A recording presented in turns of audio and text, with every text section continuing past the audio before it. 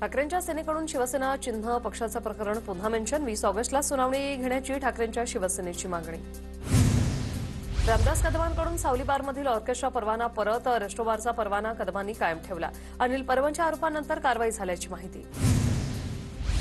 परवाना परत केला याचा अर्थ डान्स बार होतो हे मान्य। अनिल परबांची रामदास कदमांवर टीका। परवाना परत केला म्हणून गृहराज्यमंत्र्यांची सुटका होऊ शकत नाही, परबांचा इशारा।